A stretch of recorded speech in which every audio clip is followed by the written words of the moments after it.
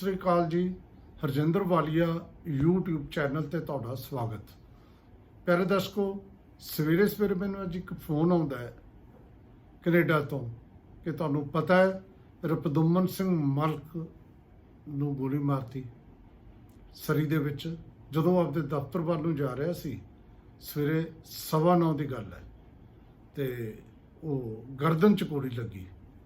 ਇਹ ਵੀ ਦੱਸਿਆ ਗਿਆ ਕਿ ਪਤਾ ਨਹੀਂ, ਪਰ ਇੱਕ ਗੱਲ ਇਹ ਹੋਈ ਹੈ ਕਿ ਉਹਦੇ ਨਾਲ ਇੱਕ ਗੱਡੀ ਨੂੰ ਅੱਗ ਲੱਗੀ ਨਜ਼ਰ ਆ ਰਹੀ ਸੀ। ਸੋ ਉਹ ਤਾਂ ਗੱਲ ਸਮਝ ਆਉਂਦੀ ਹੈ ਕੋਈ ਸਬੂਤ ਮਿਟਾ ਗਿਆ।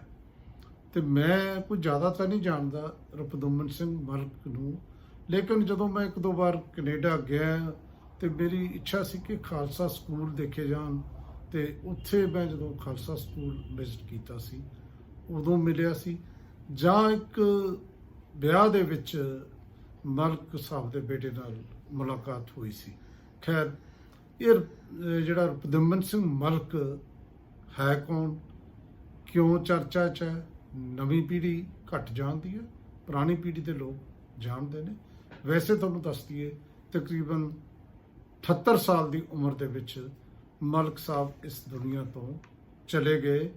ਇਹ ਮਲਕ ਸਾਹਿਬ ਜਿਹੜੇ ਨੇ ਵੈਸੇ ਇੰਡੀਆ ਦੇ ਵਿੱਚ ਫਿਰੋਜ਼ਪੁਰ ਜ਼ਿਲ੍ਹੇ ਨਾਲ ਸੰਬੰਧ ਰੱਖਦੇ ਸੀ। 1972 ਦੇ ਵਿੱਚ ਰਪਦੁਮਨ ਸਿੰਘ ਕੈਨੇਡਾ ਆਉਂਦੇ ਨੇ ਤੇ ਜਦੋਂ ਕੈਨੇਡਾ ਆਇਆ ਰਪਦੁਮਨ ਸਿੰਘ ਮਲਕ, ਉਸ ਤੋਂ ਬਾਅਦ ਜਿਵੇਂ ਆਮ ਲੋਕ ਕਰਦੇ ਨੇ, ਇਹ ਆਪਣੇ ਆਪ 'ਚ ਅਹਿਮ ਗੱਲ ਹੈ ਕਿ ਟੈਕਸੀ ਡਰਾਈਵਰ ਹੀ ਬਣਿਆ। ਪੰਜਾਬੀ ਜਦੋਂ ਵੀ ਆਉਂਦਾ ਤੇ ਉਹਨੂੰ ਆਊਟ ਜੌਬਸ ਕਰਨੀਆਂ ਪੈਂਦੀਆਂ ਨੇ। ਬੜਾ ਹਿੰਮਤੀ ਸੀ। ਕੱਲਾ ਇਹ ਨਹੀਂ ਕਿ ਟੈਕਸੀ ਚਲਾ ਕੇ ਜਾਂ ਆਪਣੀ ਗੁਜ਼ਾਰਾ ਤਾਂ ਜਿਹੜਾ ਬੰਦਾ ਆਪਦਾ ਘਰ ਛੱਡ ਕੇ ਆਉਂਦਾ ਸਾਰੇ ਹੀ ਕਰਦੇ ਨੇ, ਪਰ ਜਿਸ ਕਿਸਮ ਦੇ ਨੇ ਬਿਜ਼ਨਸ ਖੜੇ ਕੀਤੇ, ਕਈ ਪੱਖ ਨੇ, ਮੈਂ ਤਾਂ ਦੱਸ ਰਿਹਾ ਜਿਨ੍ਹਾਂ ਨੇ ਇਸ ਬਾਰੇ ਰਪਦੁਮਨ ਸਿੰਘ ਮਲਕ ਬਾਰੇ ਜਾਣਨਾ ਹੈ। ਦੇਖੋ, ਜਿਹੜਾ ਪਹਿਲਾ ਪੱਖ ਇਹੀ ਦੇਖ ਲਈਏ, ਜਿਹੜਾ ਆਰਥਿਕ ਪੱਖ ਹੈ, ਬਿਜ਼ਨਸ ਪੱਖ ਹੈ, ਕੰਮ ਦਾ ਪੱਖ ਹੈ, ਪ੍ਰੋਫੈਸ਼ਨ ਦਾ ਪੱਖ ਹੈ। ਦੇਖੋ, 1972 'ਚ ਟੈਕਸੀ ਚਲਾਉਣੀ, ਉਸ ਤੋਂ ਬਾਅਦ ਇੱਕ ਵੱਡਾ ਕੰਮ ਕੀਤਾ ਜਿਹੜਾ ਕਿਸੇ ਟਾਈਮ ਇੰਡੀਆ ਦੇ ਵਿੱਚ ਕੀਤਾ ਸੀ। ਸਰਦਾਰ ਇੰਦਰਜੀਤ ਸਿੰਘ ਨੇ ਪੰਜਾਬ ਐਂਡ ਸਿੰਧ ਬੈਂਕ ਦੀ ਸਥਾਪਨਾ ਕੀਤੀ ਸੀ। ਇਸ ਨੇ ਵੀ ਉੱਥੇ ਜਾ ਕੇ ਇੱਕ ਬੈਂਕ ਜਿਹੜਾ ਹੈ Khalsa credit union, Vancouver Khalsa credit union, ਜਿਹਦੇ 16,000 ਮੈਂਬਰ ਸੀ, $110 ਮਿਲੀਅਨ ਦੀ ਐਸੈਟਸ ਨੇ ਉਹਦੇ ਕੋਲ, ਉਹ ਸਥਾਪਿਤ ਕੀਤੀ। ਜਿਹੜੀ ਐਂ ਕਹਿ ਲਈਏ ਸਿੱਧੇ ਲਫ਼ਜ਼ਾਂ 'ਚ ਕਿ ਕੈਨੇਡਾ 'ਚ ਸਿੱਖਾਂ ਦਾ ਪਹਿਲਾ ਬੈਂਕ ਇਹਨੇ ਸਥਾਪਿਤ ਕੀਤਾ। ਫਿਰ ਖਾਲਸਾ ਸਕੂਲਾਂ ਦੀ ਚੇਨ। ਮੈਂ ਖਾਲਸਾ ਸਕੂਲ ਗਿਆ, ਮੈਂ ਦੇਖਿਆ, ਮੈਂ ਤਾਂ ਹੈਰਾਨ ਹੋ ਗਿਆ। ਜਿਵੇਂ ਉੱਥੇ ਬੱਚੇ ਪੂਰੇ ਪੰਜੇ ਕਕਾਰਾਂ ਦੇ ਧਾਰਨੀ ਸਿੱਖੀ ਦੇ ਸਰੂਪ ਦੇ ਵਿੱਚ ਨਜ਼ਰ ਆਏ। ਮੈਂ ਤਾਂ ਇੰਡੀਆ 'ਚ ਕਿਤੇ ਬਹੁਤ ਘੱਟ, ਸ਼ਾਇਦ ਬੜੂ ਸਾਹਿਬ ਵਰਗੇ ਕੋਈ ਸਕੂਲਾਂ 'ਚ ਨਜ਼ਰ ਆਉਣ। ਇਹ ਕੰਮ ਕੀਤਾ। ਤੋ ਇਹਦਾ ਮਤਲਬ ਹੈ ਕਿ ਇਹ ਜਿਹੜੇ ਪ੍ਰੋਫੈਸ਼ਨ ਦੇ ਨਜ਼ਰੀਏ ਤੋਂ ਜਿਹੜਾ ਕੰਮ, ਪੈਸੇ ਦੇ ਪੱਖੋਂ ਬਹੁਤ ਸੌਖਾ ਤੇ ਸਫਲ ਬਿਜ਼ਨਸਮੈਨ। ਫਿਰ ਉਹਦਾ ਧਾਰਮਿਕ ਪੱਖ। ਧਾਰਮਿਕ ਪੱਖ ਇਹ ਹੈ ਸ਼੍ਰੀ ਗੁਰੂ ਗ੍ਰੰਥ ਸਾਹਿਬ। ਉਹਦੀ ਇੱਛਾ ਸੀ ਮਲਕ ਸਾਹਿਬ ਦੀ ਕਿ ਜਿਹੜਾ ਗੁਰੂ ਗ੍ਰੰਥ ਸਾਹਿਬ ਹੈ, ਇਹਨੂੰ ਜੋ ਵੀ ਲੈ ਕੇ ਜਾਣਾ ਚਾਹੁੰਦਾ ਬਿਨਾਂ ਭੇਟਾਂ ਤੋਂ ਉਹਨੂੰ ਮੁਹੱਈਆ ਕਰਾਉਣਾ ਚਾਹੀਦਾ। ਇਸ ਲਈ ਪ੍ਰਿੰਟਿੰਗ ਪ੍ਰੈਸ ਲਾਈ।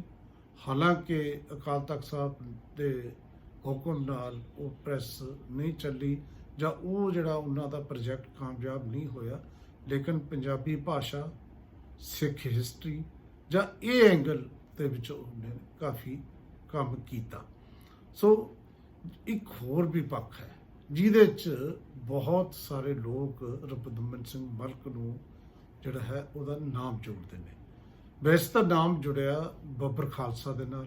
ਬੱਬਰ ਖਾਲਸਾ ਜਿਹੜੀ ਕਿਸੇ ਟਾਈਮ ਐਕਟਿਵ ਜਥੇਬੰਦੀ ਸੀ ਖਾੜਕੂ ਲਹਿਰ ਦੇ ਵੇਲੇ, ਤੇ ਇੱਕ ਤਲਵਿੰਦਰ ਸਿੰਘ ਪਰਮਾਰ ਉਹਦਾ ਬੱਬਰ ਖਾਲਸਾ ਵਾਲਾ, ਉਹਦੇ ਸਾਥੀ ਦੇ ਤੌਰ ਤੇ ਰਪਦੁਮਨ ਸਿੰਘ ਮਲਕ ਨੂੰ ਜਾਣਿਆ ਜਾਂਦਾ ਸੀ। ਇਹ ਪਰਮਾਰ ਦੀ ਜਿਹੜੀ ਪੰਜਾਬ ਪੁਲਿਸ ਨੇ ਜਦੋਂ ਇਨਕਾਊਂਟਰ ਹੋਇਆ 1992 'ਚ ਮੌਤ ਹੁੰਦੀ ਹੈ।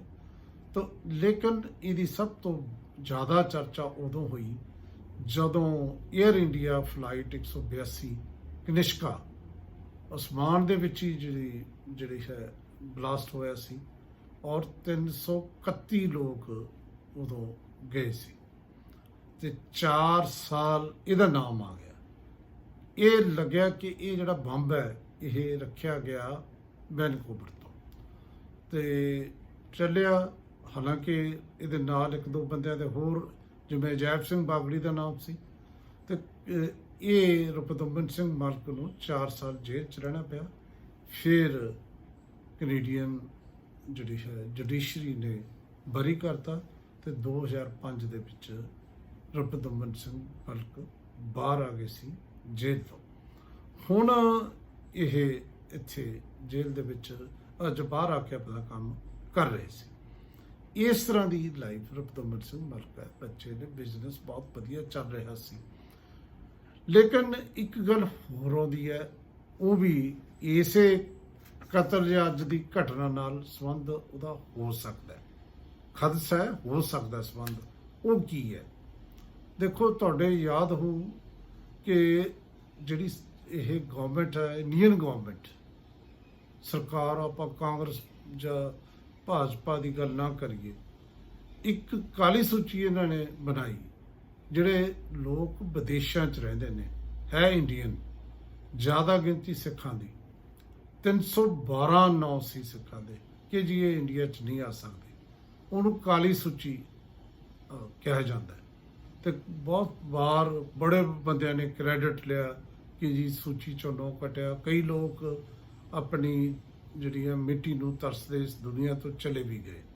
ਤੇ ਇਹ ਸੂਚੀ ਫਿਰ ਜਦੋਂ ਮੋਦੀ ਸਰਕਾਰ ਨੇ 19 ਦੇ ਵਿੱਚ 2019 ਦੇ ਵਿੱਚ ਇਹ ਸੂਚੀ ਵਾਪਸ ਲੈ ਲਈ, ਯਾਨੀ ਕਿ ਆਗਿਆ ਦੇ ਚੀਜ਼ ਜੋ ਇੰਡੀਆ ਆਉਣਾ ਚਾਹੁੰਦਾ ਹੈ ਆ ਸਕਦਾ ਹੈ।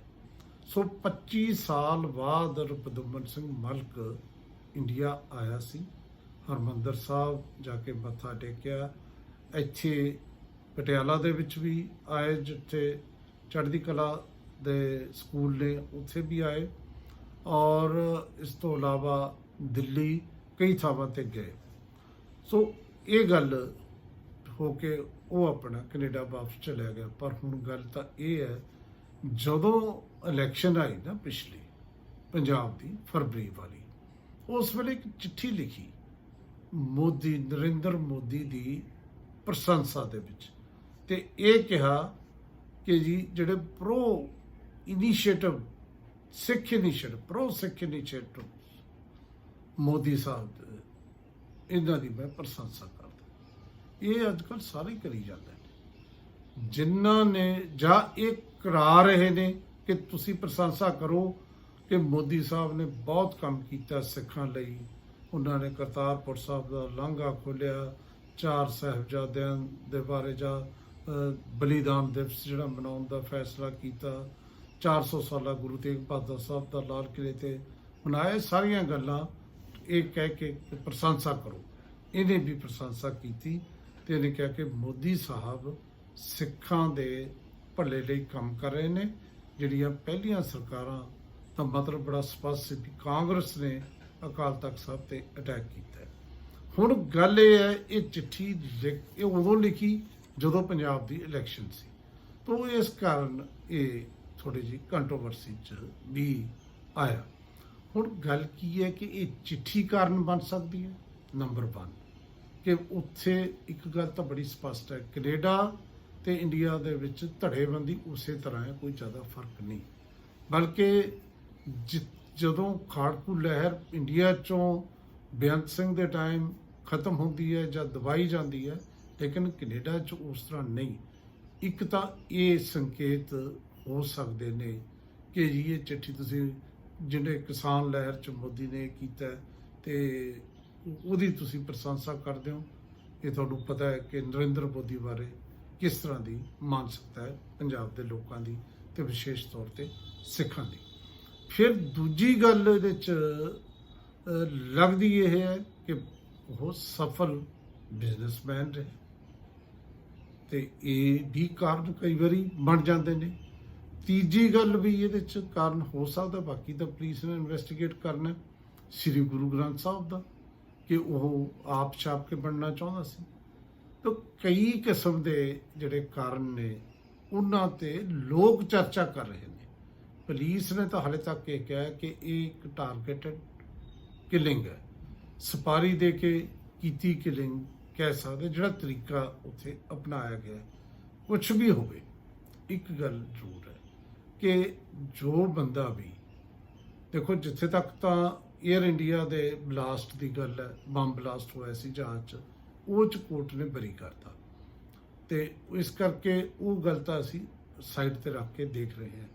ਤੇ ਜਿਹੜੇ ਜਦੋਂ ਵੀ ਬੰਦੇ ਦਾ ਐਨਾਲਿਸਿਸ ਕਰਨਾ ਹੈ, ਪਰਿਵਾਰ ਲਈ ਤਾਂ ਹਰ ਇੱਕ ਬੰਦਾ ਕਰਦਾ ਹੈ, ਬਿਲਕੁਲ, ਲੇਕਿਨ ਜਦੋਂ ਕੋਈ ਵੀ ਐਨਾਲਿਸਿਸ ਕਰਨਾ ਚਾਹੀਦਾ ਜਾਂ ਹੁੰਦਾ ਹੈ ਕਿ ਤੁਸੀਂ ਸਮਾਜ ਲਈ, ਕੌਮ ਲਈ ਕੀਤਾ ਕੀ ਹੈ, ਉਹਦੇ ਲਈ ਜ਼ਰੂਰ ਇਹ ਕਿਹਾ ਜਾ ਸਕਦਾ ਹੈ ਕਿ ਸਿੱਖੀ ਔਰ ਖਾਸ ਤੌਰ ਤੇ ਪੰਜਾਬੀ ਭਾਸ਼ਾ, ਸਿੱਖ ਹਿਸਟਰੀ ਲਈ ਚੰਗੇ ਕੰਮ ਜਿਹੜੇ ਰਪਦੁਮਨ ਸਿੰਘ ਮਲਕ ਨੇ ਕੀਤੇ ਨੇ, ਉਹਦੇ ਲਈ ਉਹਨਾਂ ਨੂੰ ਜ਼ਰੂਰ ਯਾਦ ਕੀਤਾ ਜਾਣਾ ਚਾਹੀਦਾ। ਪਰ ਕੁਝ ਵੀ ਹੋਵੇ, ਜਿਸ ਕਿਸਮ ਦਾ ਇਹ ਕਤਲ ਹੋਇਆ ਹੈ, ਇਹ ਅਫਸੋਸਨਾਕ ਤਾਂ ਕੋਈ ਵੀ ਕਤਲ ਹੋਵੇ ਹੁੰਦਾ, ਪਰ ਇਹ ਜਿਹੜੇ ਸੰਕੇਤ ਕੋਈ ਚੰਗੇ ਨਹੀਂ ਦੇ ਰਿਹਾ। ਪੰਜਾਬ ਦੇ ਵਿੱਚ ਵੀ ਇਸ ਤਰ੍ਹਾਂ ਦੀਆਂ ਗੱਲਾਂ ਹੋ ਰਹੀਆਂ ਨੇ, ਕੈਨੇਡੀਅਨ ਪੰਜਾਬ 'ਚ ਵੀ ਇਸ ਤਰ੍ਹਾਂ ਦੀਆਂ ਗੱਲਾਂ ਹੋ ਰਹੀਆਂ ਨੇ, ਇਹ ਕੋਈ ਚੰਗੇ ਸੰਕੇਤ ਨਹੀਂ। ਦੇਖਦੇ ਹਾਂ ਜਦੋਂ ਪੁਲਿਸ ਇਨਵੈਸਟੀਗੇਟ ਕਰਦੀ ਹੈ ਤਾਂ ਕਹਾਣੀ ਕੀ ਨਿਕਲਦੀ ਹੈ, ਅਸਲ ਗੱਲ ਤਾਂ ਉਦੋਂ ਹੀ ਪਤਾ ਲੱਗੂਗੀ। ਤੁਸੀਂ ਪਿਆਰੇ ਦਰਸ਼ਕੋ, ਜੇ ਤੁਹਾਨੂੰ ਠੀਕ ਲੱਗਦਾ ਤਾਂ ਇਹ ਚੈਨਲ ਨੂੰ ਸਬਸਕ੍ਰਾਈਬ ਵੀ ਕਰ ਸਕਦੇ ਹੋ। ਤੁਹਾਡਾ ਬਹੁਤ ਬਹੁਤ ਸ਼ੁਕਰੀਆ।